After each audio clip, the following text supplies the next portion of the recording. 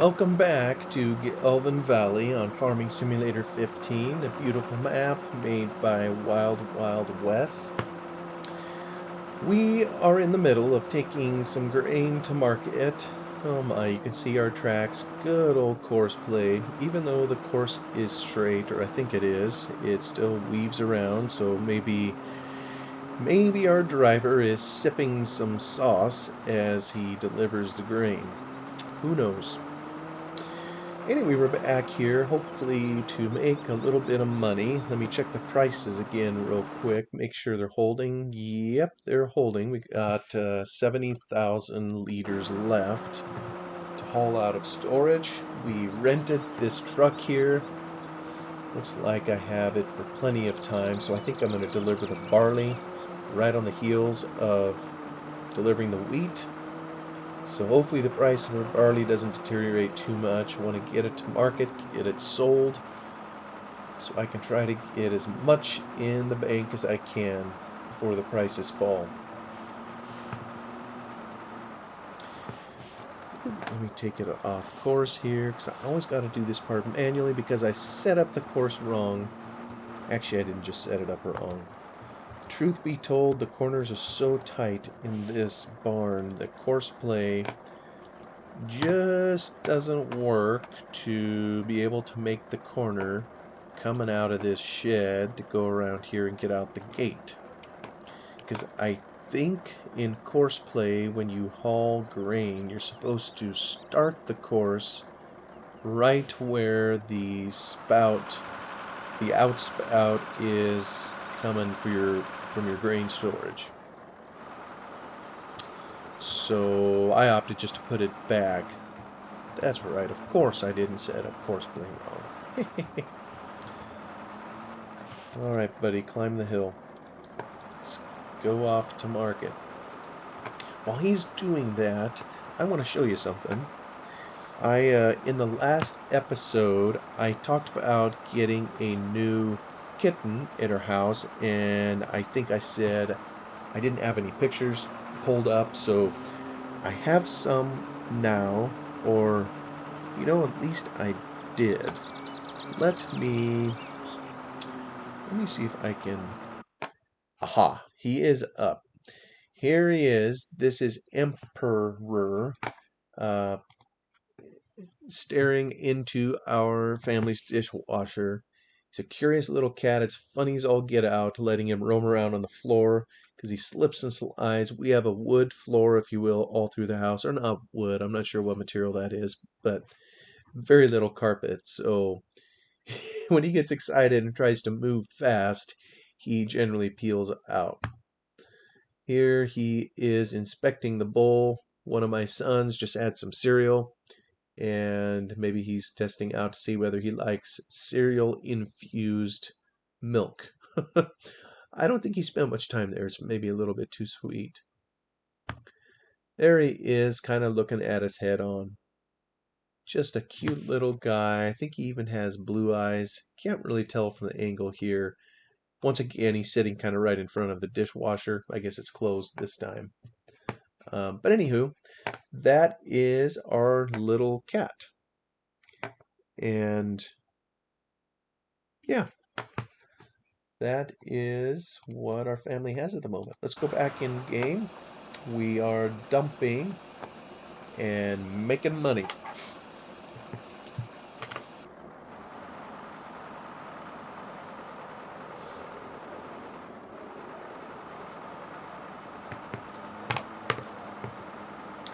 Still have 2.5 hours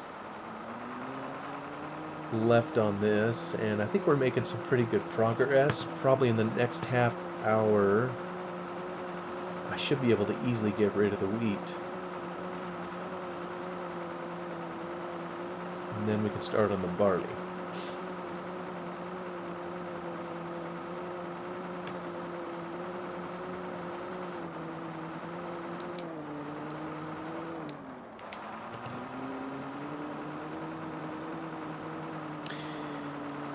I think I've mentioned before, it's always a challenge to me in making these videos because my personal feeling in making a YouTube video or making something for someone else to watch is I gotta talk in the thing.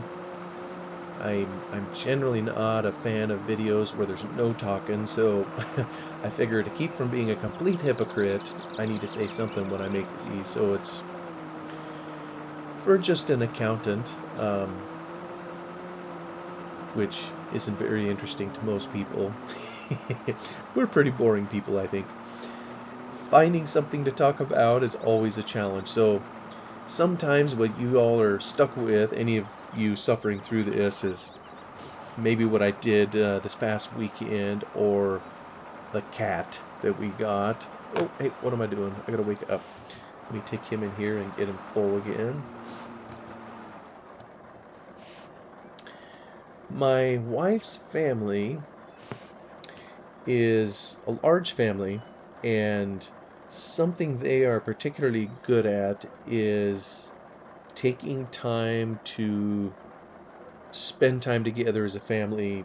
And one of the means by which they do this is basically every single month of the year they celebrate birthdays. So this would be my wife's parents' family. So she grew up in a home with 7 siblings. There were 4 girls, 4 boys. She was the oldest. So there's a lot of folks. And all of them, except for one, are married and have families. One of those families, of course, is my own, and we have 4 children. Some of them have many more. And so when we all get together to celebrate birthdays, it's a lot of ruckus. So there's just a lot of people run around, a lot of kids, a lot of noise, and sometimes if it's in the middle of the winter and it's rainy outside, it maybe isn't as exciting. I know a lot of times my wife and I don't have a large home, so when we host, we typically try to take a summer shift. So there's, less likelihood of rain and more likely to be solid footing out in our yard instead of sloshy, so we can handle this outdoors. Um, but then there's a fall one, and I gotta say that when we did this last weekend was a lot of fun. It maybe I could just describe it as classic Americana. Um, and I know other areas of the world are going to do this too, but it's just classic fall stuff that we did. We all got together as a family, not only for birthdays, but we went to my brother-in-law's home. He lives in the country, small farm acreage, if you will. He doesn't farm himself, but he has a shop and barn, and he has a few animals around, and he's got a couple old tractors. One of these was an old Farmall tractor, painted red, was in really good shape, and the kids were kind of driving the thing around a little bit, and he had a trailer full of hay bales, and so we had a hay ride. There was actually several rides to the kids, and so I went out there, took a ride with them. My only complaint is whoever was driving went a little bit fast. I don't think he quite understood what a hayride is. You're not trying to race to get to the other end of it. It's usually something you take slow, particularly since you're taking this trailer through fields and bumpy areas, and, well, at least we were sitting on hay. That'd have been a little hard on the keister if it was just a regular trailer.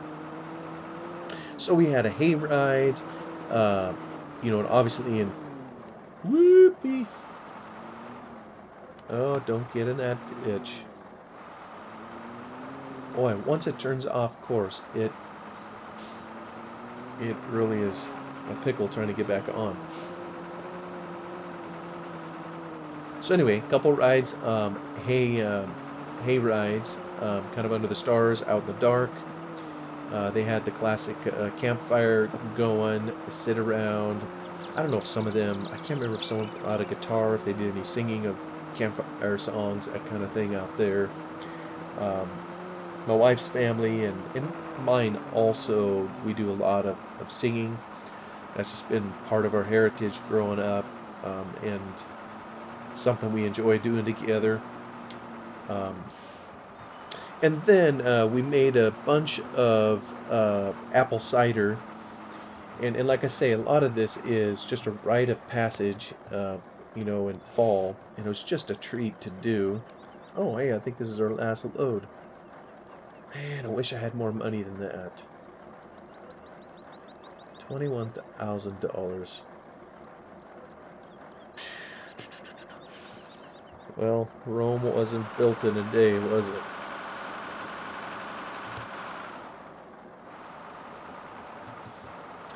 So, I think one of my brothers and his wife had an apple orchard, bunch of scrub apples. I mean, these suckers are full of worms and they weren't the best looking things. So they were basically perfect juice apples, if you will. He had some. I think another of my brother-in-law laws had a couple trees.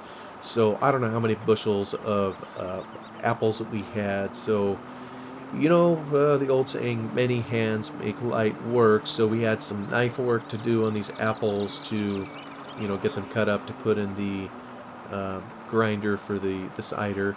Some of the kids at the same time, when they saw the tubs of water down there, they took it upon themselves to bob for apples.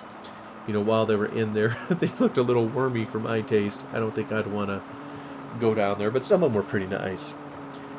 So a number of us were doing that work. One of my brother-in-laws has a machine to make the apple cider.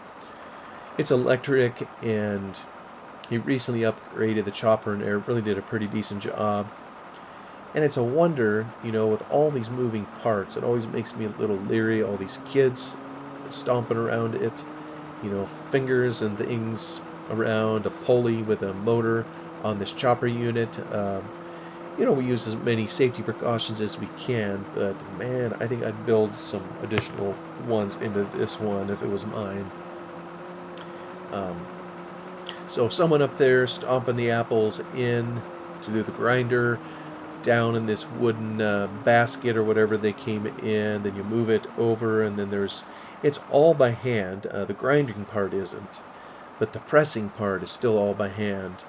And we used, it's pretty heavy steel, I guess, iron, I don't know what it was made out of, to turn the screw down and just to press out every ounce of juice that we could.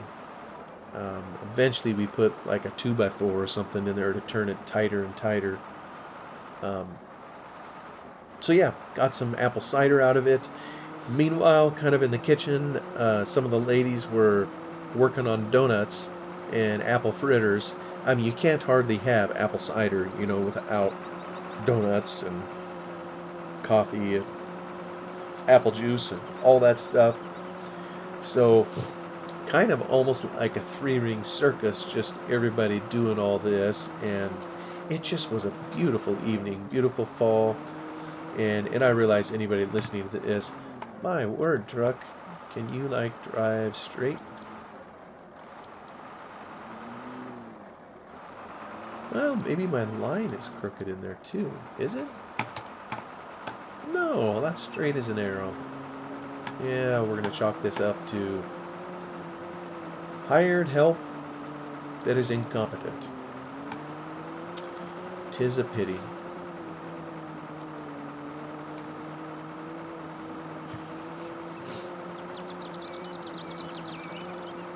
So we've done this, I think I missed it last year. I had something going on at work or some other commitment and I couldn't make it to it.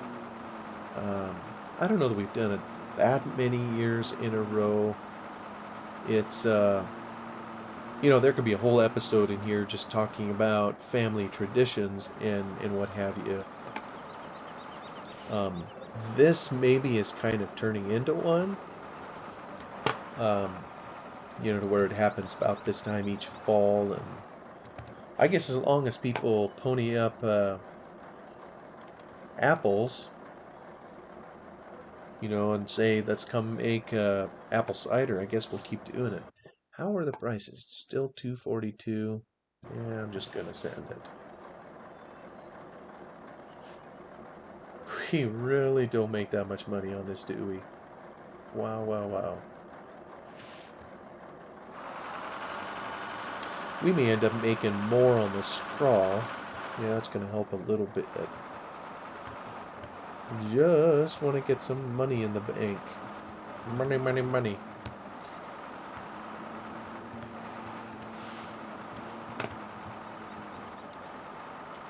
There we go. I'll have to sell more. I wish I could get rid of that bar on the top of the screen. I still don't know why my computer's doing that. It doesn't do that on other versions of Farming Simulator. It only seems to do it on Farming Sim 15. But I know I've bellyached about that in the past. No need to just repeat all that. But yeah, traditions. Do you, anybody listening to this, what are some of your family fall traditions? You know, what I described, is that something you guys do, or do you have something else? And I know with October coming, I know there'll be Halloween coming. Never really done much on Halloween, you know, in all my childhood years. I think our family basically saw that as a an occultic type holiday that we just didn't participate in, you know, with a Christian worldview. Um, but I know there's some people that get into that. But so most of what we've tended to do is basic fall stuff. And, you know, I got to say, even today when I got home from work, you know, this time of year as I'm recording this, it's October, early on in October. And, oh, okay, drove right through it. um, did some wood cutting, and I know a lot of years growing up, that was also kind of a rite of passage, if you will, in the fall. All right, we're selling barley now. What are we gonna get for a load of that? Yeah, a little bit more, 6,000. Well, it'll be what it'll be. What can I say?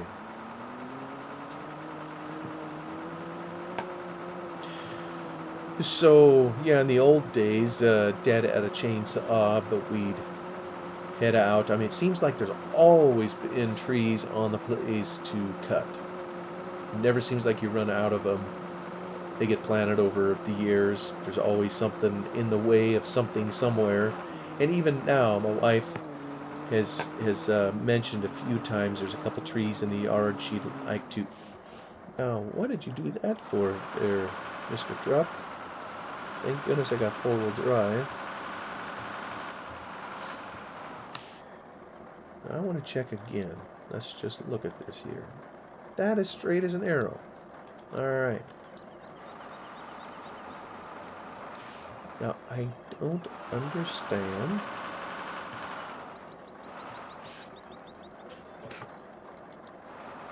There we go. I could just pick the closest bullet. But in the old days, Dad had a chainsaw and we would cut something down on the place. But then we would dig out the old maul or splitting wedges and whatnot and get to work, and it was all manual that we did, cutting spools of, you know, oak and fir, primarily the wood that around here. Well, yeah, my wife has mentioned we got a couple maple trees that she wants cut down at some point. I don't hardly have the heart to cut them down. They're big trees, and we all know how long it takes to grow a big tree. But probably will at some point. They're wreaking havoc on the sidewalk around her house, pushing up the concrete. And at some point, we want to replace the sidewalks, and yeah, those trees are probably going to have to go. They're just a little too close and doing too much damage. But recently, my father cut a tree down. It was a fir on his place, and after work today, I borrowed his saw and did some wood cutting, mainly cutting it up in spools. We're going to have to split it later. But after I left home, somewhere in there, my father purchased a one of those mechanical wood splitters. It's nothing fancy. I mean, it's got a motor on it, and it runs a hydraulic ram that is geared really low and puts an enormous amount of pressure on a spool of wood and just punches its way through.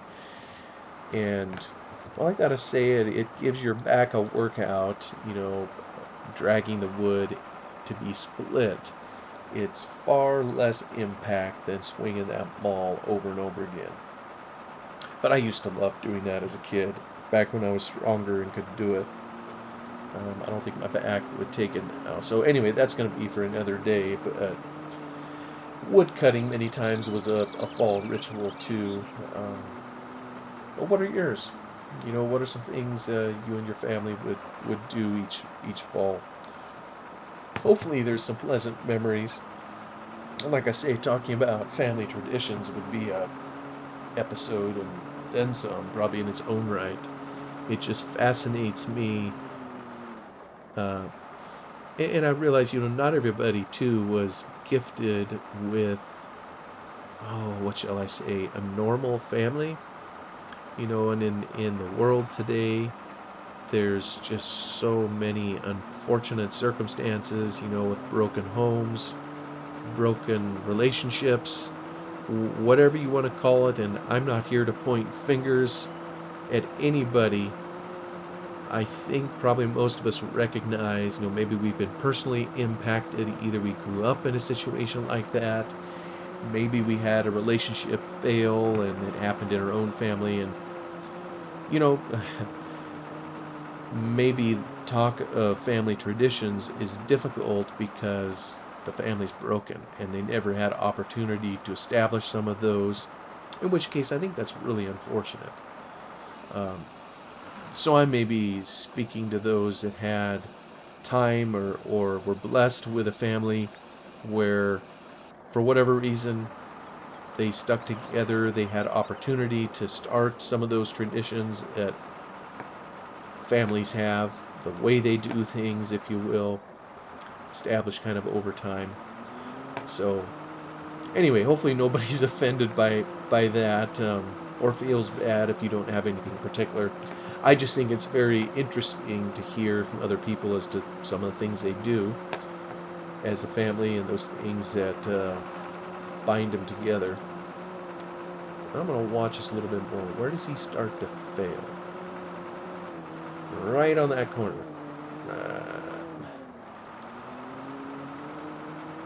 There we go.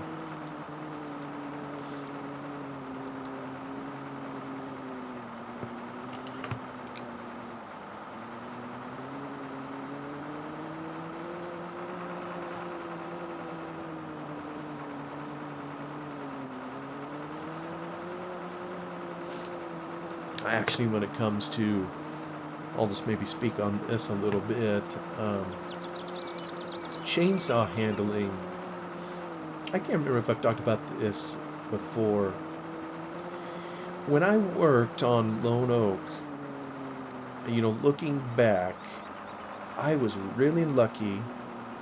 Well, lucky in a number of regards, but there were 2 summers in there where the farm had some woodlands that, I don't know if there were difficult times on the farm and they chose to do some logging to help pay the bills. I don't know those details. I was just a hired hand. All I know is that they cut some timber on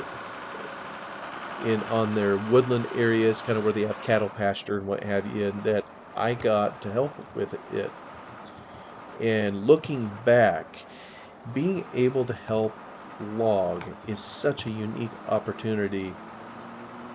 And I didn't fully appreciate it at the time, just how unique and special of an opportunity that was for 2 summers to be able to help kind of with that on the farm.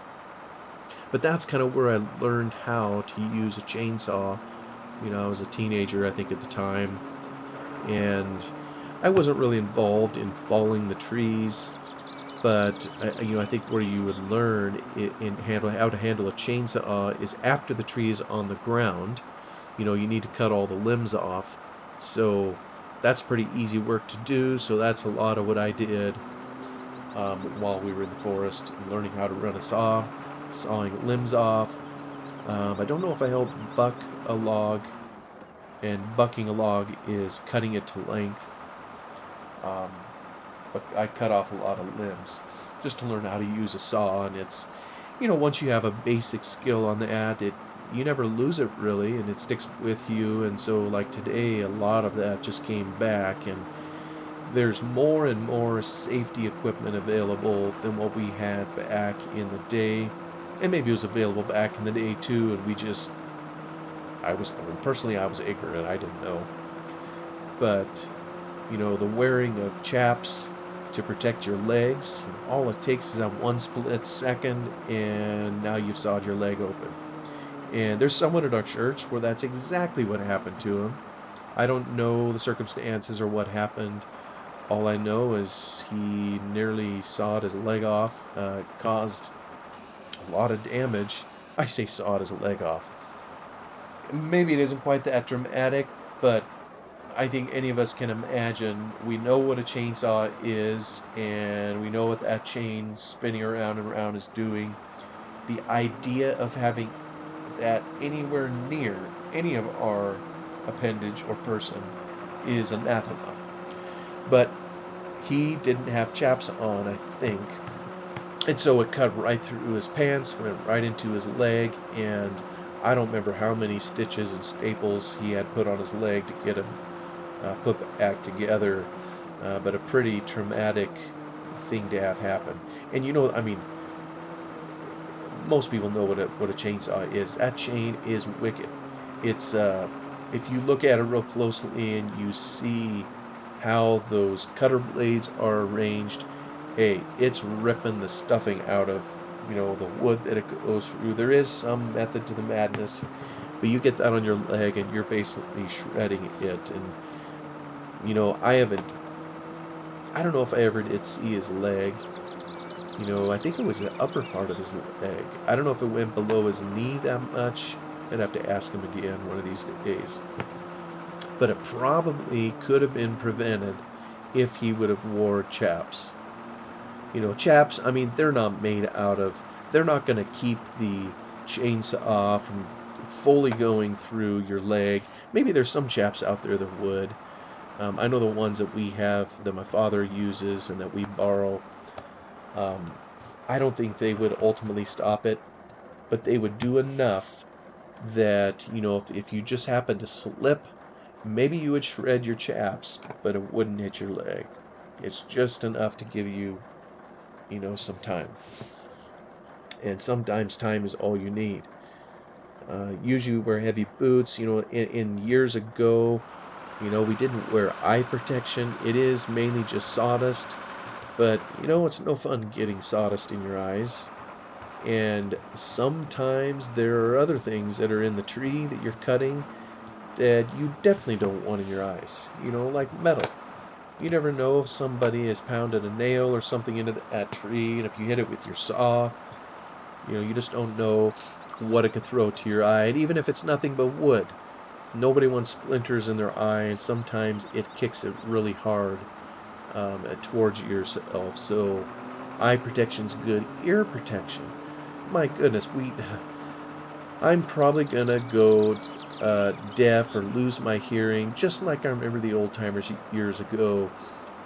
And I even used ear protection in some instances growing up that they never would have in their growing up years. So hopefully there's less damage to my ears, but there's even more protection now.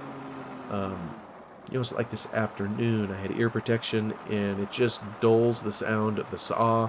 It just helps so much to protect the equipment that you have, and don't wreck it before it's time. And then the saw itself, of course, has some safety features, but it was kind of fun to wield one again this afternoon. And like I mentioned, I was just cutting up spools. My father had cut this tree down and was just cutting them, trying to get as close to 18 inches as I could, just kind of eyeballing it, honestly. I didn't really dig out a tape measure to make sure I was full 18 inches. I think that's the standard size if you're cutting cordwood. We're going to turn it into firewood, and um, won't burn it this winter, I'm pretty sure, because it's wet. It's fur, it probably would burn, but it wouldn't be that efficient, so we'll let it cure for a year. If it makes it through next summer, It'll be plenty dried out probably for our purposes. But kind of like I mentioned, we do have a couple trees. My wife wants me to take down. The trouble with these trees is they're right next to the house.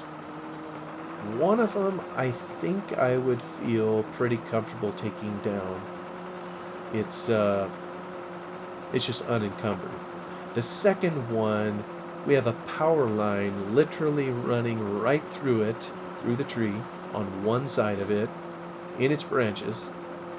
And then on the other side of the tree trunk, we have the cable coming to our house that runs our internet and our phones and that kind of thing. And I think we all know that YouTube is full of clips of people, the clips is titled, idiots running saws or dummies doing dumb things with trees, and you see some poor schmo, cut a tree down and he thinks it's going to go north and instead it goes south and it crushes his house or a vehicle or some such. And I am not here to say I'm an expert. I always have to do a lot of thinking and be really careful when I do it. So, you know what? I'm gonna let a professional handle the one with the power lines coming through it. I think it's foolhardy for me to try to do something with that one. Maybe with a lift, I could take it out piecemeal, but I just don't want to do it. I mean, can you imagine running a saw around power lines? I mean, no way. That's I'll let someone who knows what they're doing do it, um, and I'll pay him for it. That's just the way it's going to be. But the other one, I can probably take down. Like I say, it stands alone. It's, how far is it from the house? It's maybe 10 or 15 feet from the house. Oh, probably stands 50, 60 feet tall. It's a maple. I've trimmed it a time or two over the years. I don't think it's leaning toward the house. And if I cut it in the fall, if I wait for a day with the onset of rain, we tend to get rain from the south as we get into fall and winter. So with a south wind, the bias would be to push it towards the north. I just got to cut a decent notch in it, and I think it would go where I wanted it to. I probably would take some extra precautions just to make sure. I would probably climb the tree, get a rope on it up as high as I can, and attach it to the back of my dad's tractor, have that way out there so that it could have some pull pressure on it just to make sure I don't screw something up, and to make sure that it goes north versus back on the house. But I don't know if I'll get to that this fall yet or not. We'll have to see.